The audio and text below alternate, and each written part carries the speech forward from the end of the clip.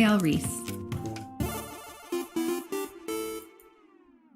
It's interesting having worked with people over so many years because I think there's some common things or threads that start to emerge. And one of those things is really just what it means to be human. And I would contend that there's these fundamentals that all people struggle with. And that part of when they come in to see me, that where they're at is that they don't know how to reconcile some of these things. Either they've learned sort of maladaptive coping skills or strategies, or they just sort of are trying to not have things be true that are in fact true. And so one of those I would say would be fundamentally we're designed to feel. And it's ironic because people actually have feelings about feelings. I agree with that. Right? I think about it with like crying and going, I don't want to cry anymore because that's a indicator of weakness. And if we're sitting with a friend, we'll be like, no, that's not weakness. But if you're sitting in front of your boss, you're like, yeah, that's weakness. Right? But for whatever reason, there's feelings about the feelings. But the bottom line is nobody gets to actually opt out of feeling. And so with that, we're also all designed to be in relationship. We are fundamentally hardwired to have social groups and this sense of attachment. And because I'm sort of a geek when it comes to research, what researchers have found is that attachment, which that's what we label how we relate and connect with others, attachment is 100% learned, which means our genetics don't actually contribute to how we learn to stay in proximity with other people. And with that we all develop ways to manage the threat of the loss of a relationship. But nobody gets to opt out of going, I need to be in relationship with others. I mean, think about it within the context of the prison system. Like, why is it that the punishment for prisoners when they don't fall in line is isolation? Yeah, that's true. Right? That wouldn't be significant if in some way that doesn't actually harm our brain. It's almost like we need to have that echo from another human being to let us know that we're there or we're alive, or just some sort of feedback loop. I'm not really sure how to describe that. Well, it really is this sense of being with, right? Like, I can't fight battles on my friends' behalves or on my kids' behalves, right? But the simple fact that I know of what's going on makes a difference, because I would contend it's sort of like I help them hold that weight emotionally. And so that actually leads me into the third thing. And the third thing that I would say in regards to the fundamentals of being human is that we all struggle. Oh, yes. Right? Big time. And that, we don't always get to pick the way in which we struggle, but we all struggle. And so some of it, I would say we actually participate in the choosing of that, in going, if it's how I spend my money, or if I'm abusing this thing or that there's a way in which I participate in it. But some things we don't. I mean, I wouldn't say that we participate in the struggle of grief sometimes. Mm-hmm. I mean, bad things happen to good people all the time. And it doesn't mean that somebody did something or you did something per se to cause that grief. But struggle. I see that in humans, and I don't really see that anywhere else. So I don't look at my fish tank and see my fish struggling. I don't look at my dog or my cat or the squirrel outside or whatever struggling. It seems very akin to being human, right? Like, I didn't really consider how much people struggle, but you struggle in many different ways. Not only do you struggle with, physically, but emotionally and mentally, with like learning new things, or with dealing with relationships, or being in a relationship, or like you had mentioned before, the grief of losing somebody, like being broken up with or losing a loved one. Yeah. And I think about it in terms of, other life, animals and sorts I could quote, struggle to stay alive. That's much more based on survival and not like struggle in the same way. So struggle, an example I think of is like my brother and I. So I'm a twin, and when we were in elementary school, he was diagnosed with both ADHD and a learning disability. And so school, he just struggled all the time. Everything was harder for him. So whereas I can't read enough and love to read, and like that's my idea of vacation, is just reading more by myself, that would never be what he would select because it's just hard for him. His brain doesn't work in that same way. And so now he has other obstacles all throughout his life as a result of that learning disability. So for somebody else, the struggle could be totally different.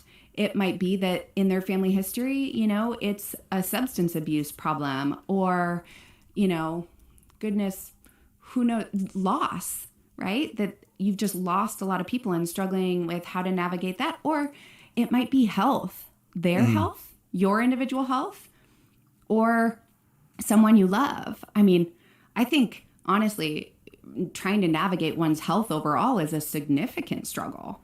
Yeah, it's also like you're trying to comprehend life, right? Like when the struggle really is a comprehension problem. It's you're trying to make sense of what you think is happening, what your truth kind of is in a sense. What's true to you, what's really happening, and the struggle is that comprehension process.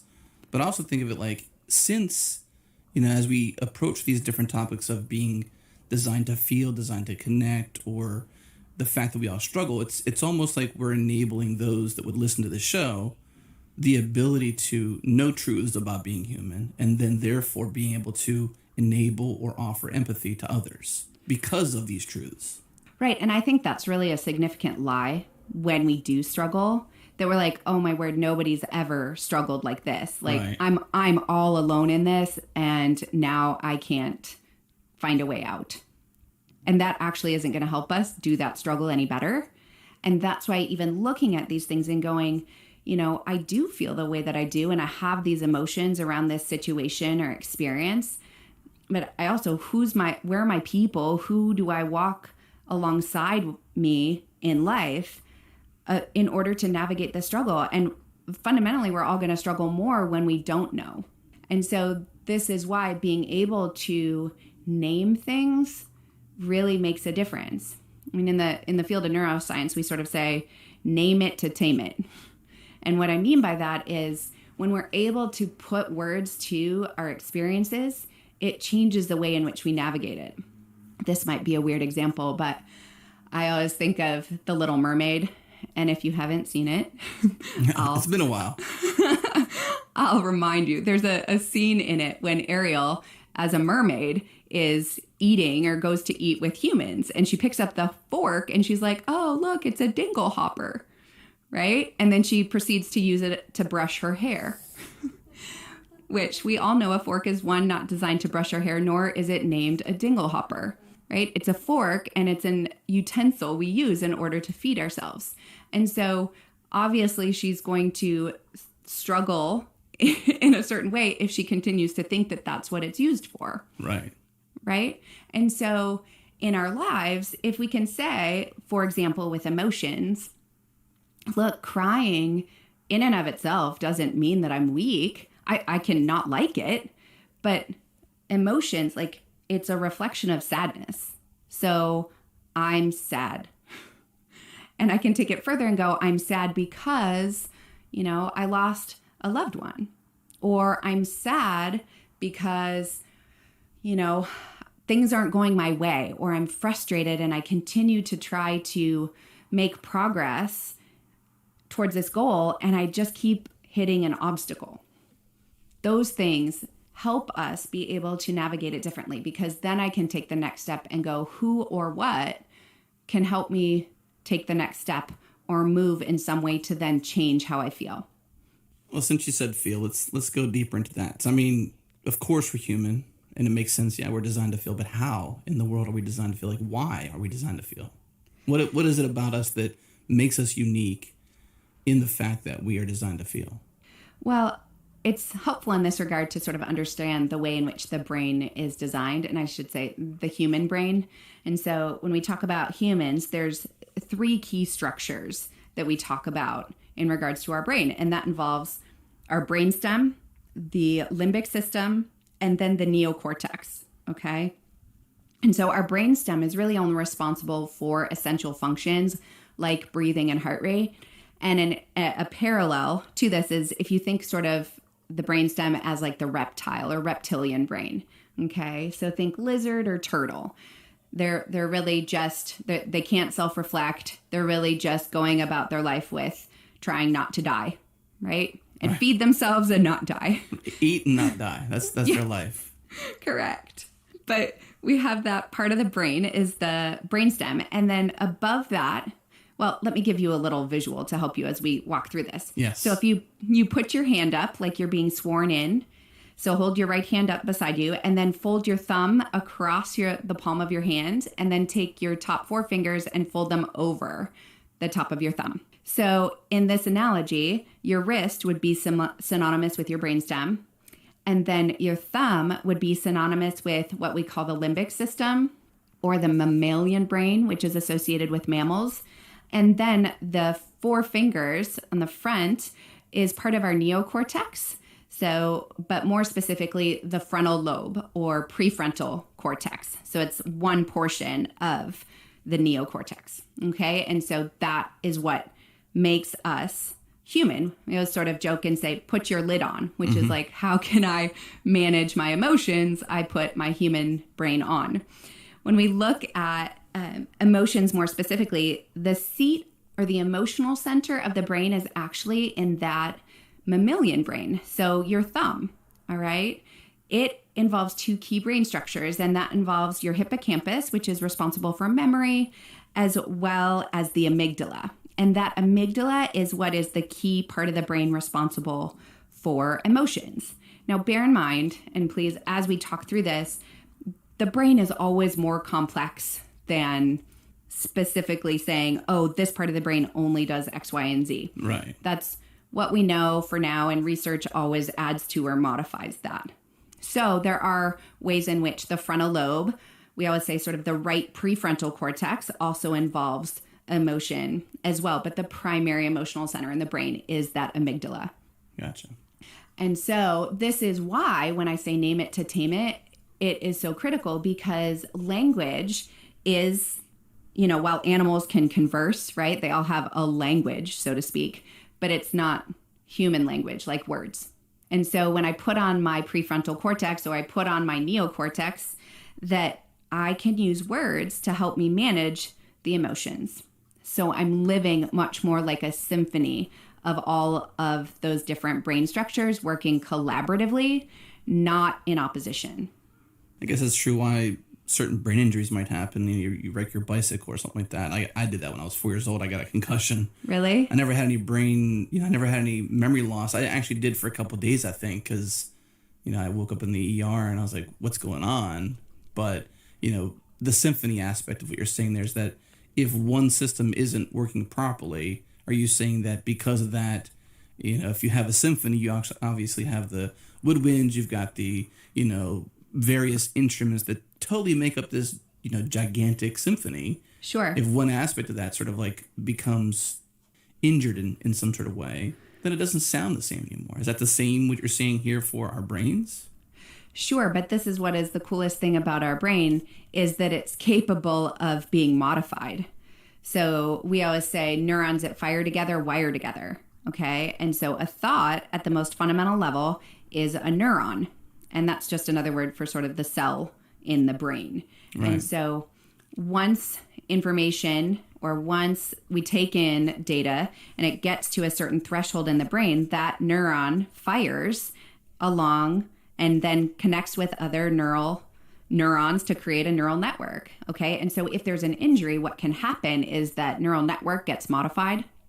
And so, it's like you hit a wall and now that information won't travel that same way. So you can actually build new neural networks, but like anything else, it takes time to develop that new route or pathway in the brain. Yeah. Is that why maybe some memories get lost completely because they become, say, orphaned from ever being reconnected? Well, memories are an interesting thing because, ironically, whenever we retrieve a memory, we actually are then changing that memory because it's now, because we're recalling it and it's not happening live, right? It happened in the past, but I'm recalling it in the current moment. And now it has a different feel, or I got new information, and then it might get banked. New associations. Yeah, It's wild to think about how we can. That's part of, believing your own personal truth, like your memory, and how my version of a story and your version of a story, even if we were both perfectly fine eyewitnesses, coherent, able, whatever, that your version of it and my version may be very similar, but not the same. Right. It's actually interesting because the research they've done with eyewitness testimony is that it is actually pretty unreliable. Is that right? It is, because of the way in which people see things, which is exactly what you're talking about. And right. that, you can even see this just through the vantage point of either siblings, right? I mean, you're raised in the same home. You sat at the same dinner table, but what you remember, what occurred, and what your brother or sister remembers is not the same thing. Well, you're not the same people. You don't have the same exact background. And two, you might have chosen to focus on one aspect of that interaction or experience than another. And back to the feelings, the way you would remember it would be based upon how it made you feel. Yeah. And so this is the coolest thing, I think, about that limbic system, part of our brain with our feelings. The one thing that we know is that the bigger the emotion, no matter whether it's positive or negative, we are more apt to remember that because it works more like a vacuum seal. So I have an experience, I have a lot of emotion surrounding it. My brain's like, oh yeah, bank that, hold on to that, vacuum seal it so you can recall that for later. And you mentioned neurons, and it sounds like energy of some sort. And I understand we're energy-based beings, right? Like that's also core to how we are. You mentioned, I think in a previous conversation, because we have lots, but this analogy with the neurons firing, this excitement. I think you used the carnival example. Can you recall that?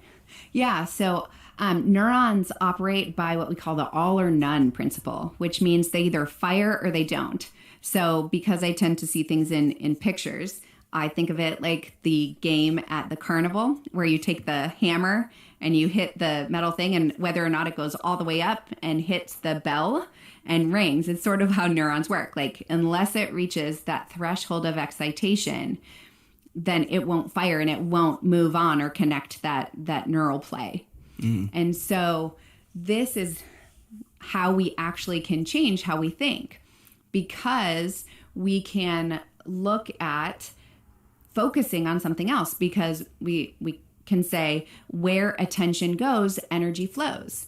So the more I keep my attention on one thing, that's what is going to be reinforced. And so I'm choosing sort of the channel in my brain that I want to focus on. And if I don't have that same electrical current or running that same play, I'm refocusing my attention, then that electrical energy isn't there. And that sort of embedded network or learned network in your brain dies off or has less power, so to speak. Imagine thinking about the way you drive to work. I can't really use that with you because it doesn't work. Drive. Right? I do drive. I just don't work.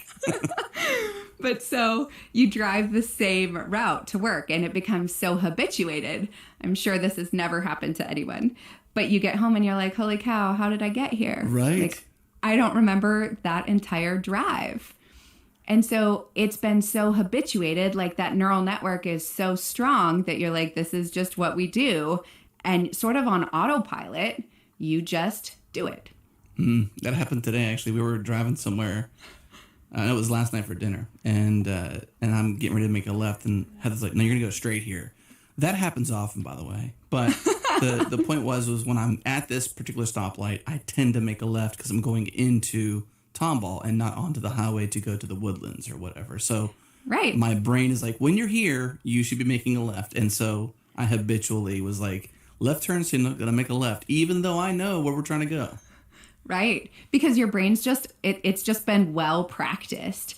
And so if your attention isn't on where you were switching gears to go, oh yeah, today we're going this way, then you're just going to do what's been automated.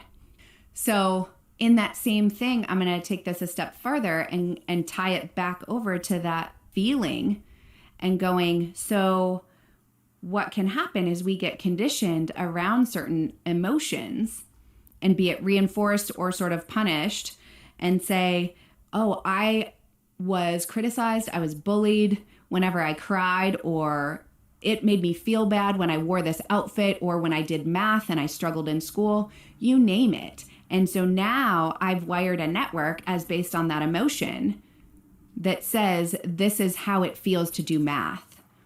This is how it feels to struggle in this way. And so then I've now associated a negative emotion with a particular experience, behavior, subject, setting, etc., which just gets automated. It's like, this is now what I learned to expect in my world, which isn't always true, right? That's right. It might have been true when you were in third grade. It might have been true when you were in junior high or high school, or it could have been true, in your early 20s, but it doesn't mean that it is always only ever true.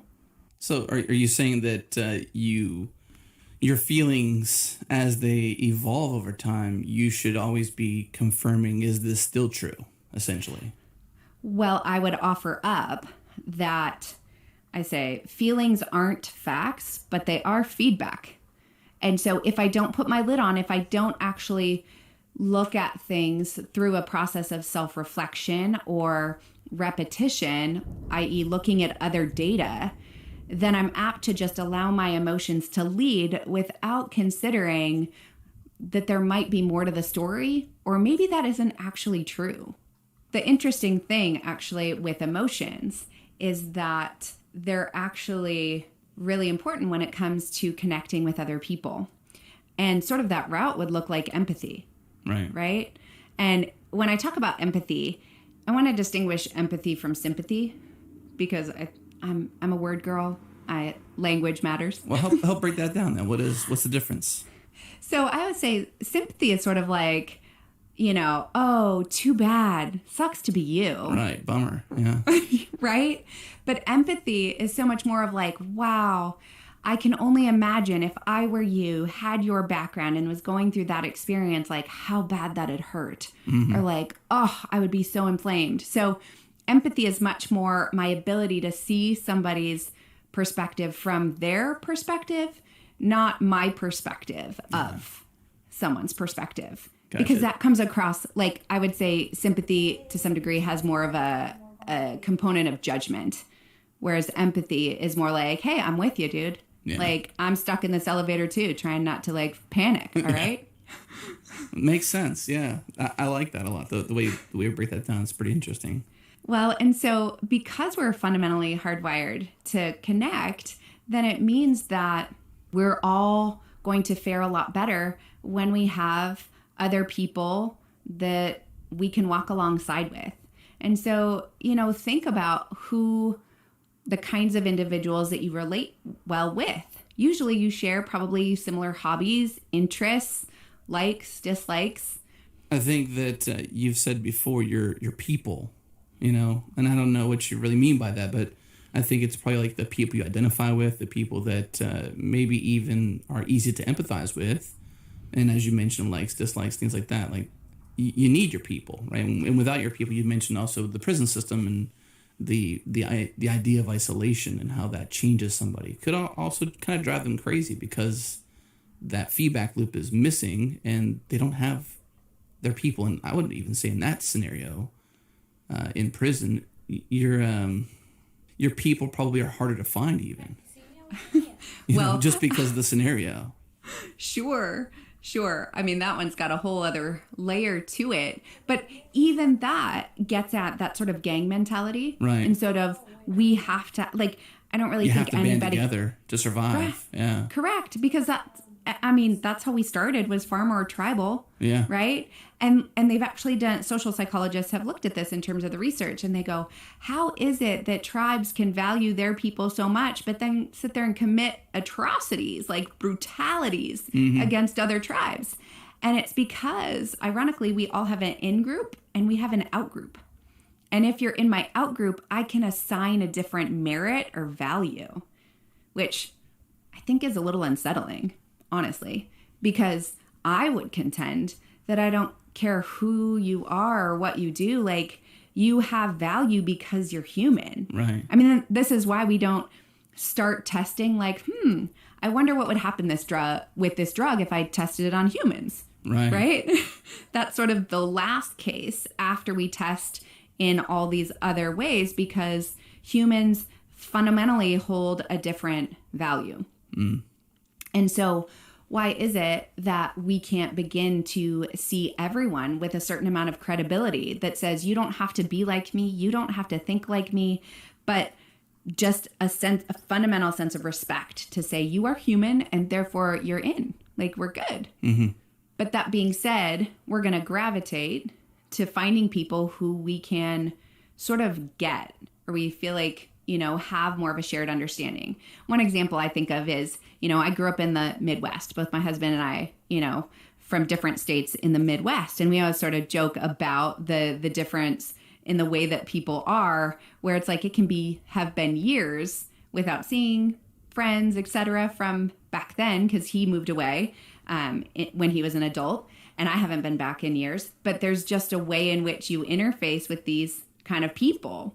Meaning that that you have a past, and so it's easy to reconnect, or... No, that there's just, a shared sort of understanding. I mean, we can even look throughout the country and go, right, it's different being in the South. Like, I've lived a lot of places throughout my life. And, I did my graduate training in Southern California. And so I've been on the West, I've been on the East Coast, I've been in the South, and now the Northwest. And there's just a different vibe. I mean, somebody sort of joking about sort of the Pacific Northwest people and how, we're, as a general rule, not mean, but we just sort of answer questions and then go back to what you were doing. Right. Whereas if you're in the South, like, so you ask somebody for directions and they're like, they start telling their story and like, what are you here for? And then they like invite you over to their house for tea, and then they introduce you to their family. I mean, it's just a whole different world. But some of that comes from just a shared sort of way of life.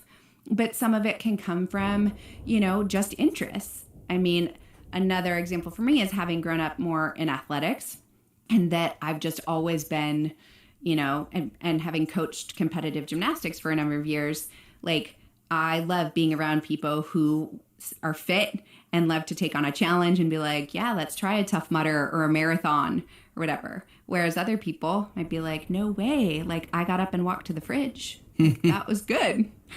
That's my workout. Right? Or, dude, I walked around the block. I parked far out at the grocery store. Yeah. Second row, man.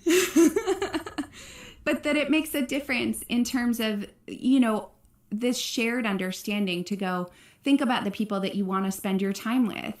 That these are people where you don't have to catch them up and be like, oh yeah, okay, here's my entire history, or this is who I am, this is the context from which I'm coming, and so now I can say X, Y, or Z. Right.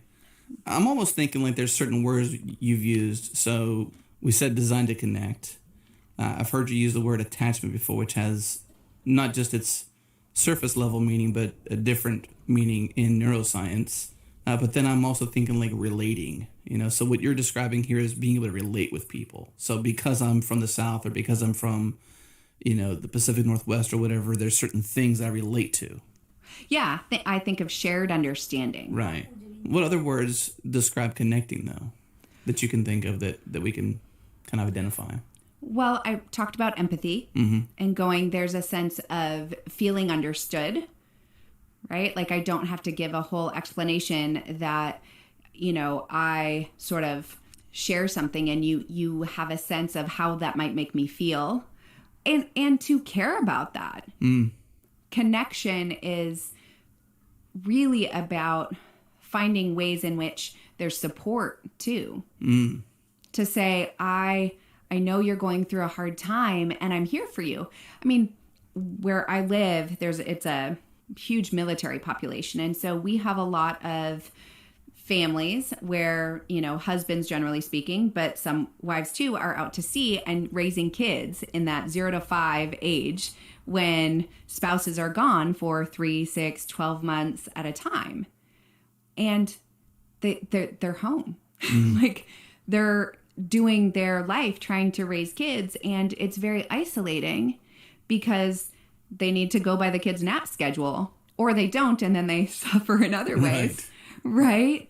But trying to figure, yeah, like they're trying to figure out who can I do life beside. And, you know, if somebody needs to watch my kids or I have a doctor's appointment, like a lot of them don't have family nearby. Right. Because this is a duty station. It's not where they live full time. The other thing that's really important when it comes to connection is touch. There's some research which really shows how just the fundamental of embracing another, I forget if it's 20 seconds or what, but having a longer embrace, like a hug, the way in which it helps sort of buffer stress. It reduces arousal and reactivity because there's touch.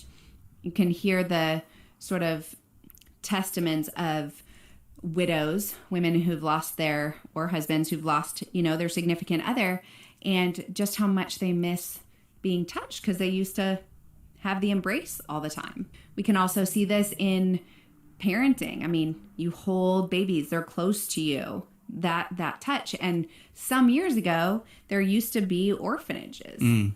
And the challenge is that these babies, these infants weren't tended to. And when they didn't have touch, they didn't survive. Because touch is that crucial. Touch is that crucial.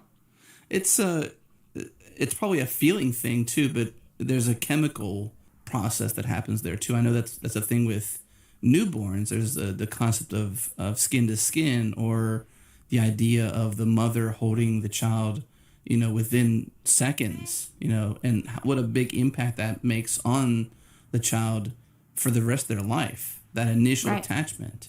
Yeah, because they come out. I mean, think about it. They were confined to this itty bitty space, totally tethered to mom, right? And now, oh my word, there's just all this space and I'm not confined. And where's my human? Yeah.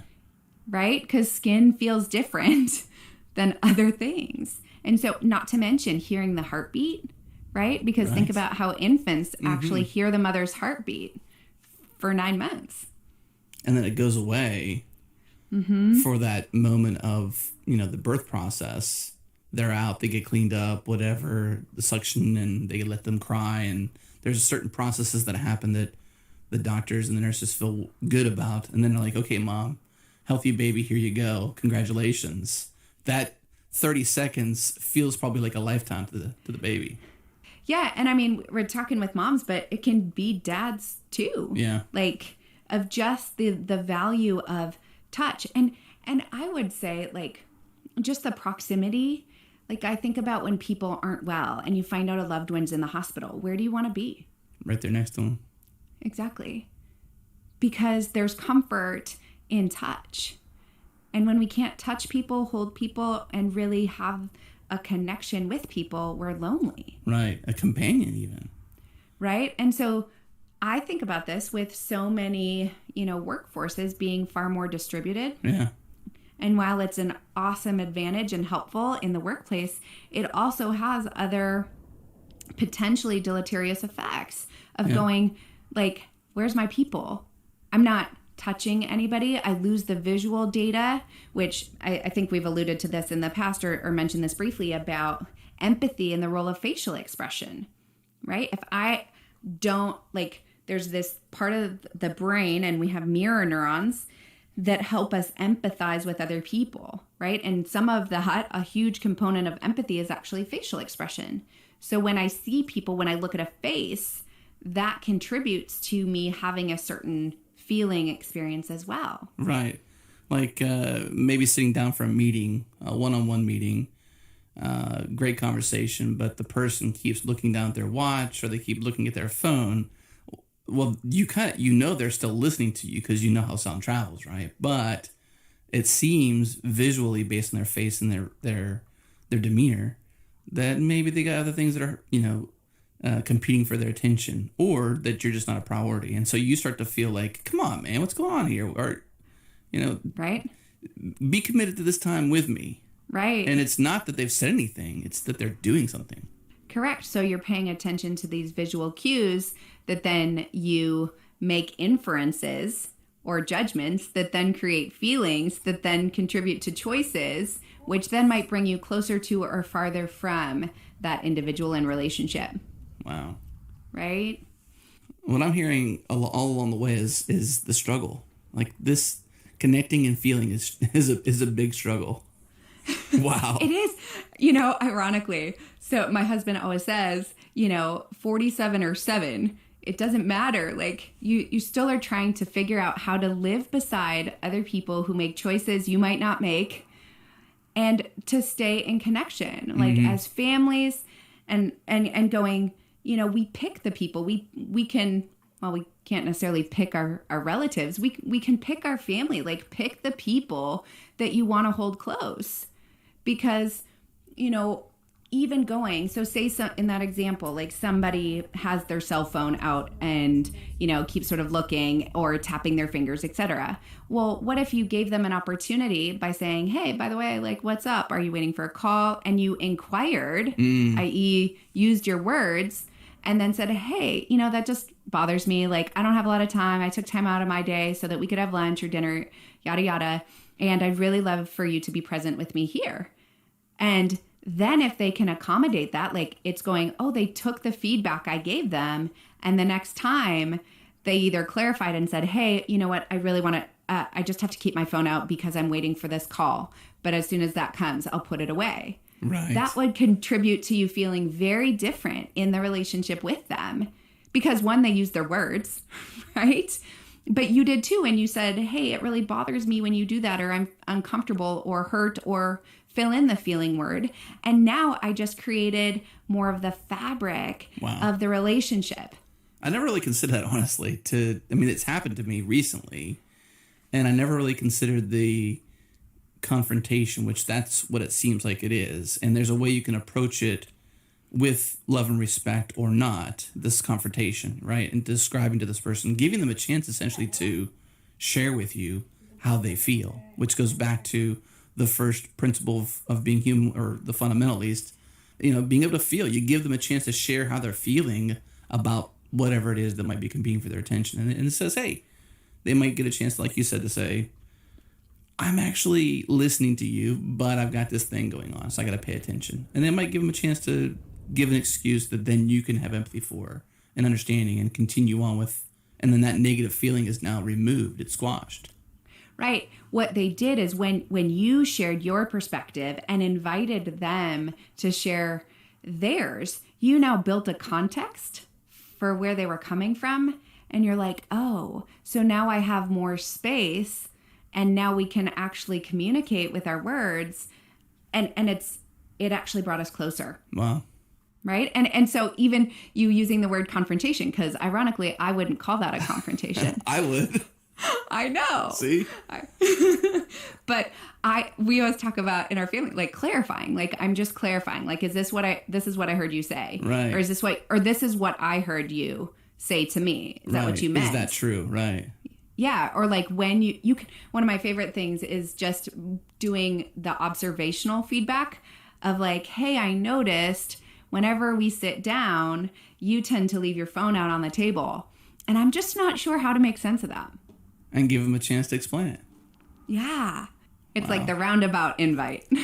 Some would call that, so I said confrontational, or confrontation, and some would say that what you described was passive aggressive. Touche. Right? But, however, this is part of, being an adult and being human, and that we have to use our own words. And if you feel like someone is being passive aggressive, you can say, hey, that didn't really feel so hot to me. Right. I don't prefer for you to come in the back door in that way. Like, just tell me you don't like it. Right. But everybody's different. But at least you had the actual interaction with the person around that particular situation, as opposed to leaving the setting, being ticked off or irritated that like dude has phone there the whole freaking time. Right. And so you had an opportunity to actually shift your feeling in the actual context of the relationship real time. What I'm hearing is that there's no opt out. As you mentioned, you can't opt out of feeling. Right. Right. You can opt out of how you may want to feel about something, or change that. But it sounds like you can't opt out of struggling. Like you're stuck with struggle. Yep. And so the best thing to figure out is how to cope with this struggle. Right. And really that's so paramount. You know, in my field, we talk about sort of 2 lanes of coping with different struggle. And we talk about developing sort of emotional coping strategies. So like, can I journal? Can I meditate, exercise, things like that actually contribute to me feeling differently. But then there's also this lane of problem solving coping, which is sort of like we just talked about with relationship, of going, what could I do or say to modify this interaction? Because I don't like it. It doesn't feel good. I don't want a repeat of this. So what can I do in order to create change? You mentioned before naming things being so crucial. Mm-hmm. Is just naming something, how does that really help somebody to be able to identify, I guess, what the real problem is? Like, why is that so crucial? Because if I'm minimizing things or I'm using some way of distorting what's actually happening, it doesn't help me navigate it any better. Like, I could look at Mount Rainier and be like, it ain't that big. Like, it's just a little mountain. I know it's a volcano. I can totally hike that. But how would that actually help me make it to the top of Rainier or even withstand any length of time to hike that trail? There's no way that minimizing that would help me do it any better. And so to acknowledge that there's training, and that's really it with struggle. I mean, so many things in life are about skill acquisition. So if I'm not very good at something, to go, do I want to get better? Because I'm not going to get better at anything I don't practice. Yeah. Wow. It takes learn by doing in most cases, iteration, patience, right? I mean, there's so many people who are so hard on themselves, especially programmers, because you're often in uncharted territories, like on the hourly, on the daily, you know? Yeah. And so having patience for yourself in your own learning process and understanding that you are going to struggle because we're human, but then figuring out how to get around those, or just giving yourself some slack by saying, you know what, I'm only human. Right. And bear in mind that especially if you're then frustrated because of the emotions that you're having, like, I keep trying to work out this thing, and like, no matter what, I can't get past it. I can't figure out this code, what's not working. That actually the emotions that you have, especially the negative ones, are going to run interference with your ability to actually both problem solve and cope. Because it's like you're just living like a dog. You're just in that mammal brain trying to contend with the emotions as opposed to the actual problem. When we're looking at these ways that we struggle, you know, it really is just true that nobody gets to opt out of humanity. And I would say that's really a good thing, because we can really enjoy our lives and have some really amazing experiences, relationships, emotions, and figure out how to get better. You know, I'm fascinated by people. I mean, that's really what got me into this field, is like, I'm sort of like a perpetual 2-year-old. Like, I always want to know, but why? Like, why do they do this? Right. And why does it work this way? And why did they do that?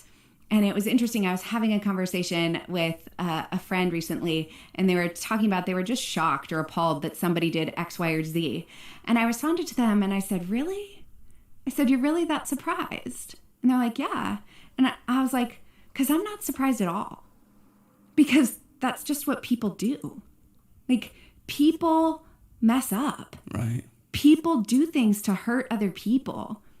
People do amazing, generous things. Like, human beings are so fascinating, but you have to be willing to be curious as opposed to trying to push back and be defensive around because you might not like a choice somebody made or how they affected you or a feeling that you had. So you have to practice switching the lens to go, where can I see myself, my struggles in someone else, and give them to be permission to be human, just like you. All right, thank you for listening to this inaugural episode of Brain Science. Please join us on this journey. We have so much more to explore. If you haven't yet subscribed to this show at changelog.com/brainscience. Also follow us on Twitter. We're at Brain Science FM. You can also join us in Slack to talk about all things brain science. Head to changelog.com/community. It's free to join. If you have specific topics or suggestions you want us to cover on this show, email us, editors@changelog.com. Huge thanks to our partners, Fastly, Rollbar, and Linode. Also thanks to Breakmaster Cylinder for making all of our beats. And last but not least, if you want to hear more shows like this, subscribe to our master feed. It's one feed to rule them all, plus some extras that only hit the master feed. Head to changelog.com/master. Thanks again for listening. We'll see you again soon.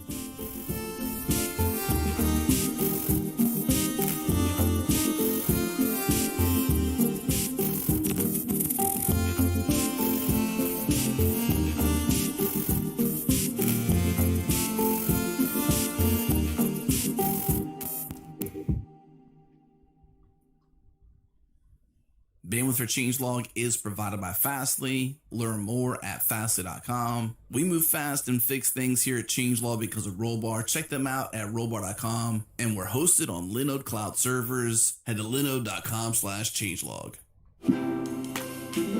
This podcast is for educational purposes only and does not constitute a doctor-patient relationship. If you have specific questions or concerns, we encourage you to consult a health professional in your local area.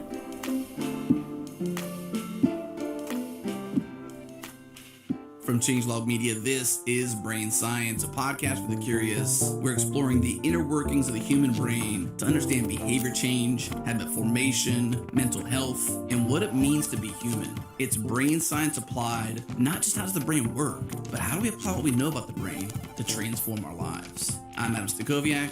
And I'm Dr. Marielle Reese.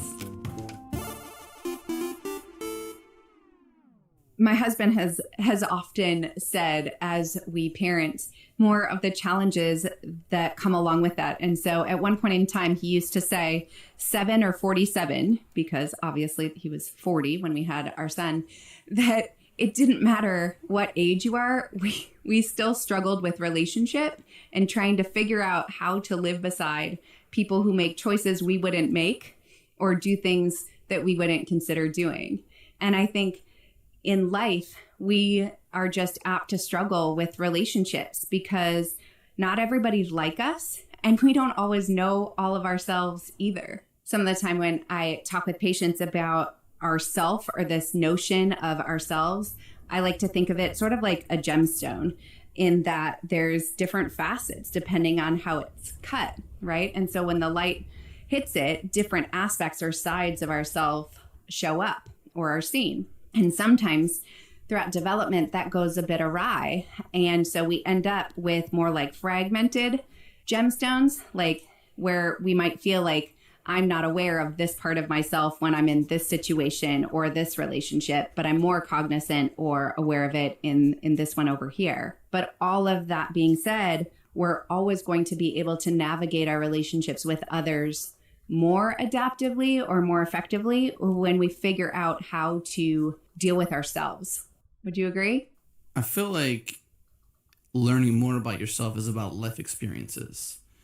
Kind of like if you go on a camping trip, for example, in the middle of the woods and you have your first overnight in, say, the Texas heat, in which no one should do that, camping in Texas in the summer, you'll probably die. But let's just say you do that, right? You might learn some things about yourself. So it's like through life experiences, you begin to discover your facets. Yeah. Yes. So I like to think of that in terms of feedback. And so we can look at the feedback loop as, conditioning and go, was it positive? Is it something I want to do more of? Or was it negative and like, woo, that did not pay. I do not think I'll do that again. Hence camping in Texas in the summer. Yeah, right? Don't do that. Right. So what is conditioning then? Conditioning is this notion of really how we learn. And so you might hear people talk about it in terms of punishment or reinforcement. And basically that just means sort of, do I want a behavior to occur more frequently or do I want a behavior to occur less frequently? Like I could say, I would prefer that my child throws a tantrum less frequently. And so I'm going to condition them in a certain way, i.e. give them feedback that says, this is not what we do in this setting, or here's a different way that you can navigate that emotion. And it doesn't look like throwing yourself on the floor in the middle of the grocery store. With adults, conditioning might look like sort of that positive feeling, because feelings are always a part too of the feedback process. I can have an interaction with a person or go have an experience that was very favorable, like camping or traveling to a certain place. Like I think a lot of families and individuals will tend to repeat a certain vacation place or idea because it's paid a positive emotional response when they do it. It's like those studies you hear about where the animal, it could be a rat, it could be a monkey or something like that, where they're sort of testing them. I saw this thing recently with on this show on YouTube. I forget what it's called. I think it's called Mindfield. And it was about these apes that had really amazing short-term memory, where they could see numbers on the screen, like 1 through 13, all scattered about the screen, just see it for half a second, and it would go away, and they can tap everywhere the number was. And it's almost like, those studies where you see those kinds of things happen, or where you see a rat go to get a drink of water, but get shocked instead, and it's like, well, I'm never going back to that water trough again. Is it kind of like that? Like this feedback loop of like good things or bad things happen, and so therefore you learn to adapt or relate? Yeah. I mean, so bearing in mind that, again, we are designed to feel, that our feelings also play a fundamental role in the conditioning process. So that if I have an experience that creates positive feelings, that part of my brain is going to consolidate that experience and sort of bank that to remember. So it works both ways, right? If I have a negative experience, say like for whatever reason, no matter what I do, I frequently burn myself on the stove when I'm cooking or the oven.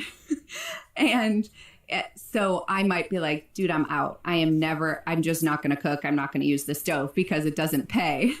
It hurts.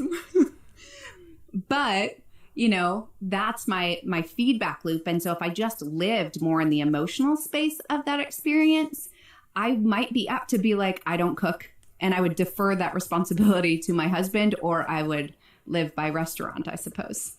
So whenever we're in relationship, I mean, this is another thing that I think is super interesting, is because feelings are involved, that means empathy is also involved, right?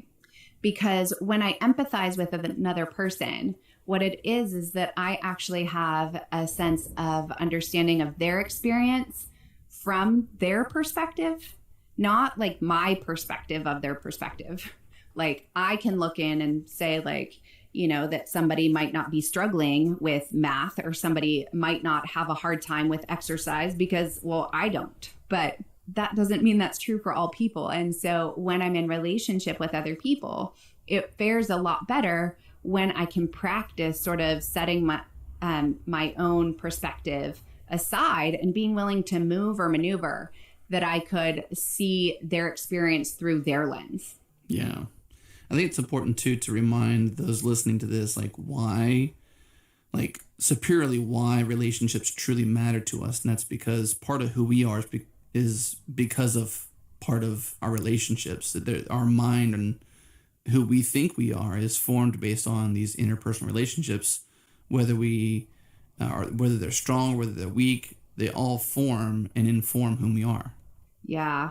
Connection is key when it comes to being human. I mean, so when I talk about the brain, sort of thinking of it in terms of 3 brains in one, because the different structures in our brain are synonymous with or similar to other animals like reptiles, mammals, and then what sets us apart is more of the neocortex. Well, that middle brain, which is our mammalian brain, is really what is connected to, for lack of a better word, that our ability to be in relationship with others, because mammals all feed their young with milk, right? So we know, ironically, and this is research I think is fascinating, that when mothers breastfeed, that actually brainwaves between mother and infant are identical. Really? Yeah. Is that like just humans too, or do you mean any mammal that feeds their young with milk?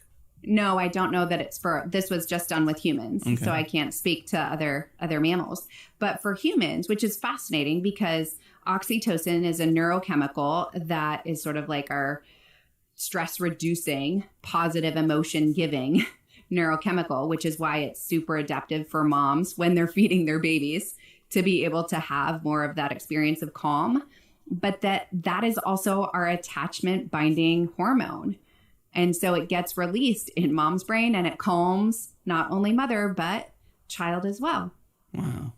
So how does that play into relationships then? Obviously, a child who's been in the womb for, potentially 9 months or more, depending upon the pregnancy, that they come out, they're in a whole new foreign world, right? That's where they connect with their parent. Yes, precisely. So there's a lot more talk about, around, and research on that skin-to-skin contact with mother and infant, immediate or primary caregiver, any person, human being, right?